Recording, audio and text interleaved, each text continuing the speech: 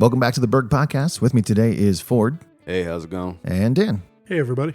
And today we're talking about life skills and not like home economics life skills, right? We're not trying to make sure people know how to do laundry or sew their shirt back together. No, but that's good, Bri, because it's.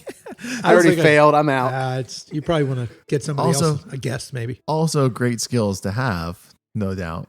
But no, we've gone through recently like all of our review cycles. So we switched this year, right, to doing all of the reviews in one time frame, and it's gone really well, I think, from the feedback that I've heard. And we've got a bunch of like pretty young guys coming on board from whether it's career and technology type schools or coming straight out of high school, a couple of them. And the conversation that we've been having around this is, finding young people, keeping them interested in the construction business, showing them that it can be and will lead to potentially a great long career. But how do we keep them engaged when young people are in that everyone's a winner mindset mentality, right? How many trophies did I get? No, just Yeah. Yeah, I think that is an important thing for us to understand their perspective and also try and help them understand the real world, because some of them have a disconnect. And the sooner that we can make sure that we're both speaking the same language, Mm-hmm. the easier it is for both sides to be able to work together for, something that might be beneficial for them long term. Yeah, with the Sixers in the playoffs, I mentioned the process, and I feel like that's sort of what we're talking about. Is that it's a process. You have guys coming out of whether it be a tech school or out of college with a degree or out of high school, and you have them join in the workforce, and it's the beginning of a long process. Like that's the process of growing up, of getting a job, of potentially getting married, and maybe you have kids and you buy a house and you work and you pay for things and you have cars and then you retire, right? It's not, but what we've done, I feel like a lot with modern society is we've like expedited all of that. And because of how we want to be portrayed and how we want to be seen, we race to get to these steps. And in doing so, you miss the whole process and you're eager to get through the process when the process really is the thing. It's the trip. With kids, we could speak about it. Brian, your kids, we always say your kids are older. Or teenagers and older. My kids are 8 to 11 years old, and Ford's kids are younger. But I don't think any of us would race, but we would have some different perspective. Like Brian, I would think would probably look at it and be like, "This was an amazing trip," and I wish I could just extend it a little bit. Like that you could really enjoy it because that like it's going to be, you and your wife, and you're going to have to figure out what that looks like. And I'm in the middle of it, and I just feel like I run in circles constantly, and someone's always got something going on and we're always going somewhere, and Ford's just getting started where Ford's got the kids and he's trying to get used to like what this looks like and how does your life change and what does it mean? But that process is the thing. Like I personally do not want to race to where you are, that my kids are gone. I don't think you want to, race to whatever the next step is. And Ford doesn't want to race to me, but that's what happens now is we come into work and we view that we got to get a promotion or we got to get on this machine, or I got to not be a laborer. I got to, I want to be in the office. I want to be in charge. I want to be responsible. You want to do all these things instead of just embracing right where you are and taking every moment you can to learn what you have to learn and to make yourself a better version of yourself than you were yesterday, each day. Yeah. Ford, you had an interesting story about the young guy and the driller, right? Yeah, we had a team member that worked for us for about 3 months. Yeah. And he chose to move on to something else because he wanted to run the drill rig. And the funny part is the guy that's running the drill rig was the helper for almost 15 years before he got the opportunity to run the machine. Yeah. And the difference in that, like 15 years, 3 months, right? I mean, but that was just the context that they were looking at it from.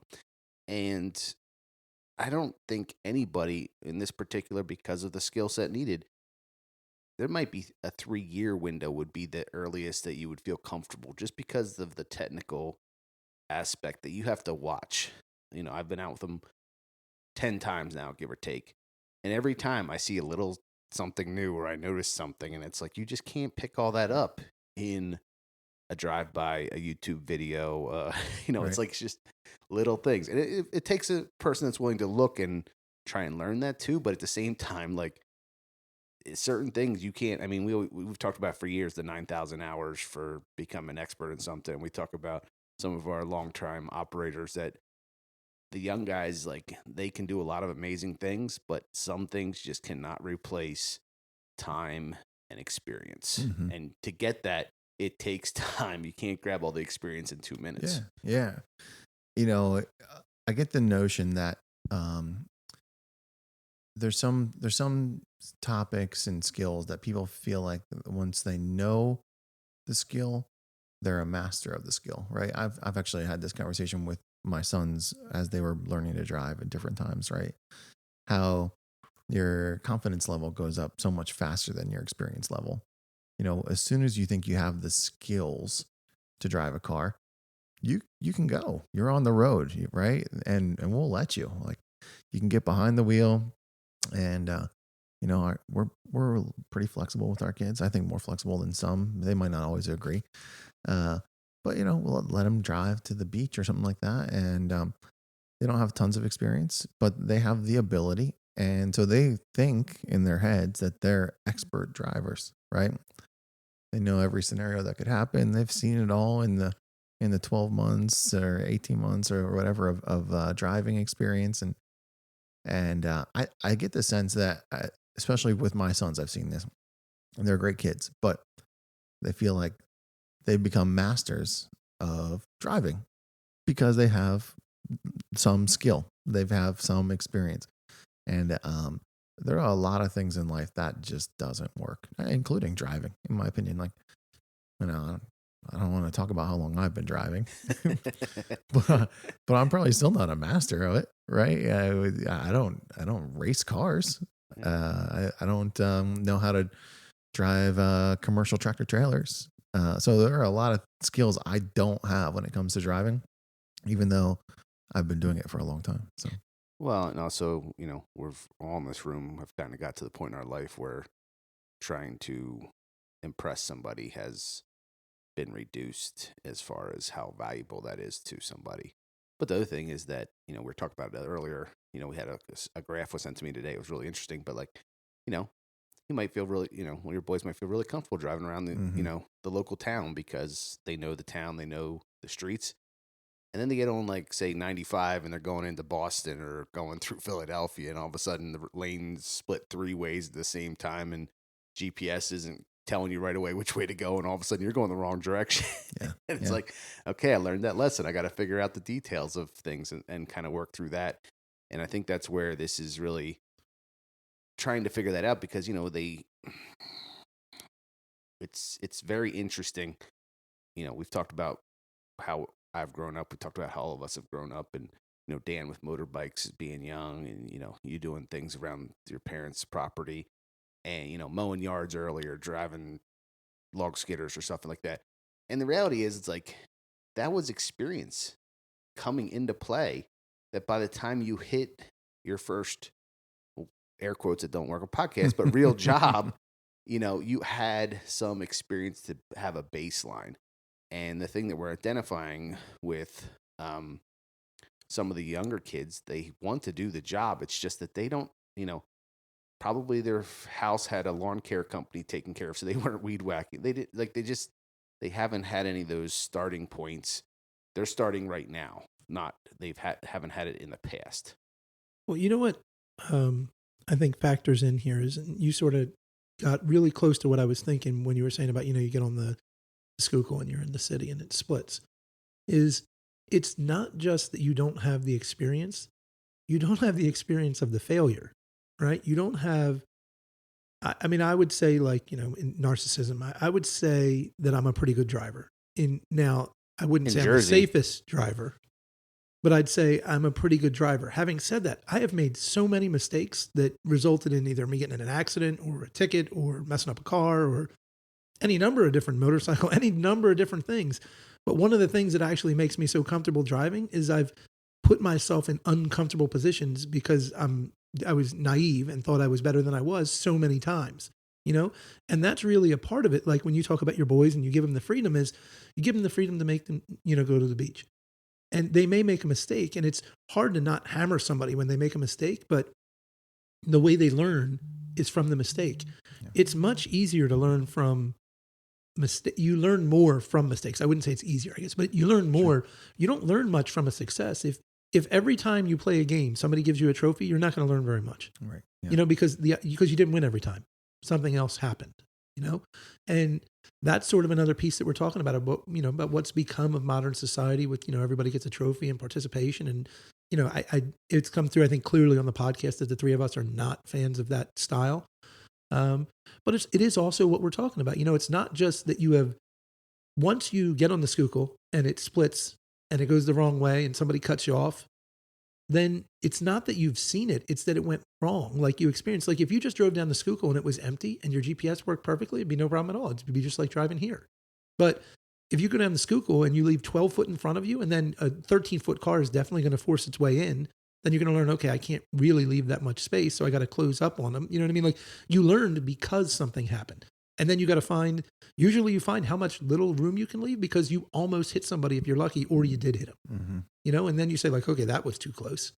You know, and that's really one of the things that this is. So it's hard from an ownership and a safety standpoint to put somebody in charge of a rock truck or a drilling rig and say like, okay, yeah, we're just let's see how you do. You know, I mean, if it goes well, we'll be fine. If it doesn't, you just destroyed a $500,000 piece of equipment and somebody's dead, you know, but let's try it that way. You know, like it's just, if you think about it, it becomes really obvious why you can't do it, you know, and it is one of the mistakes we've talked about in the past that somebody gets on site. The first piece of equipment you're going to get to run is a rock truck because, I mean, we all drove here, right? So we can all drive a truck. I mean, the thing you drove here probably did not weigh 100,000 pounds. Its tires probably weren't like 7 or 8 foot tall. It was not on a 3-to-1 dirt and muddy slope. And there wasn't people trying to walk around you. But it did have a gas pedal and a brake and a steering wheel. And that's about where the similarities end because the cars also aren't articulated. Right. You know, so we put a lot of risk there. And we've realized that and tried to adjust. But there's so many other aspects of what we do in our daily lives, in our work lives, that we don't take the same caution, you know, and say like, are we qualified? Do we know enough to do that? Well, I think the other thing is that like someone's want and desire and the reality don't always match up. Like there's, you know, we got some young guys on the team that I'm really impressed with, like what they're doing. And they want to do these things, but just understanding what that takes and what they want it to take don't always align. And so sometimes that's a challenge for them to overcome because they want to do X and they think they can do X, but you can't do X until you do the rest of the alphabet to get to X. Yeah.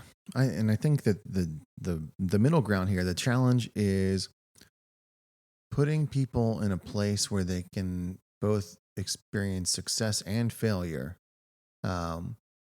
but also establishing clear expectations and path and directive to what it looks like and how long it might take to grow, right? So, well, you know what I was thinking about there was how do you reach that point that you're talking about where you can have that middle ground? mm-hmm. Because I think, and I'm not going to speak for Ford because Ford can do it. Brian, wouldn't you love to be able to run a dozer like Greg Peterson? Oh yeah. Right. Do you think that's going to happen?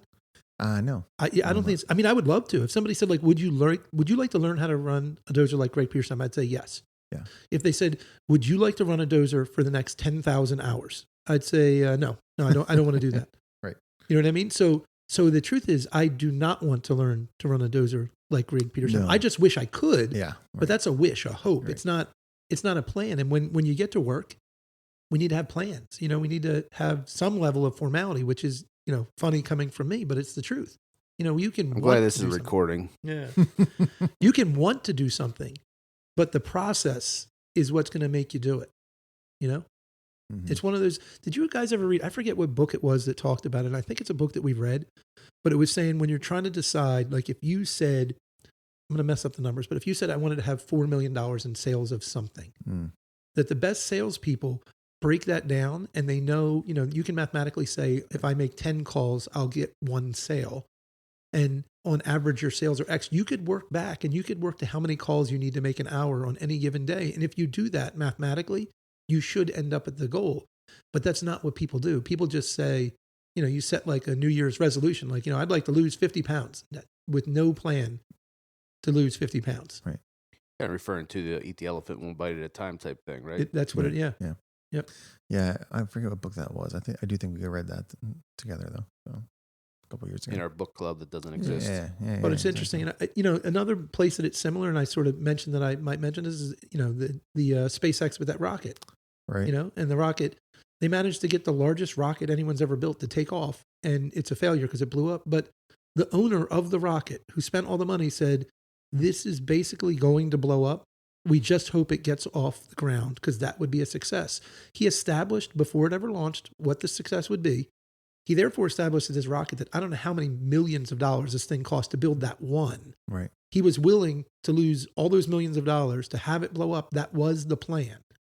And maybe it could go perfect, but the reality was it was going to blow up. Right. And, they're not really talking about it, but they blew it up.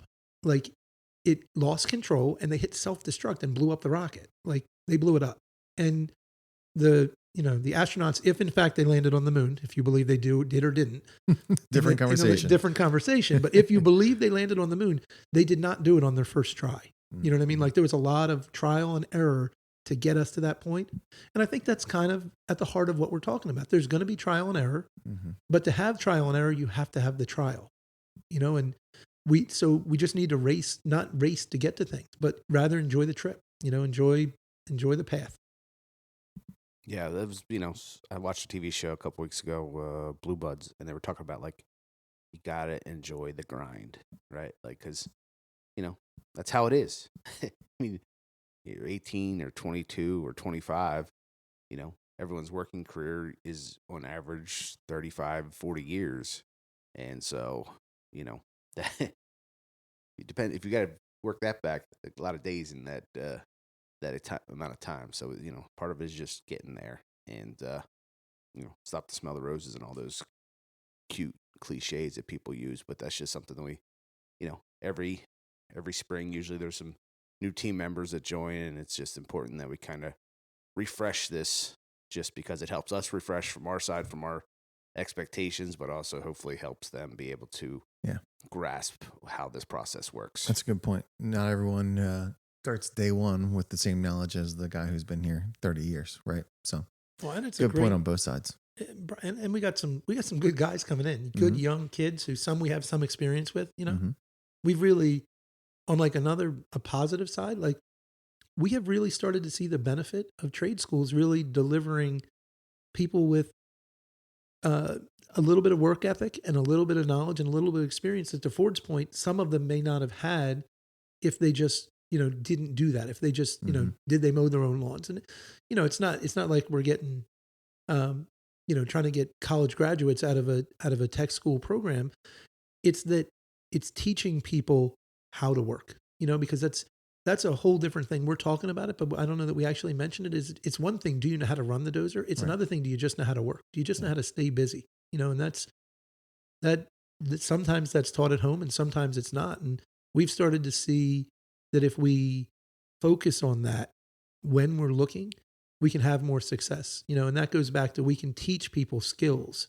What we can't teach is for people to be good culture fits and to have a good work ethic. That you sort of need to have here. That's hard to learn here because you don't have time, because the reality is we need to be productive. So it can't be babysitting. It's got to be working. Yeah. Yeah. Anyone have any questions about this, reach out to us and we tried to not get too far into the weeds on this one for once. Stayed on the trail. It's stayed on the tracks way too much this time after the last one people got to listen to. They're like, boy, this got more straight to the point. Yeah, that's a good place to wrap it up. Thanks for joining us today, folks. We hope you got something out of this. And look forward to having you again on another podcast.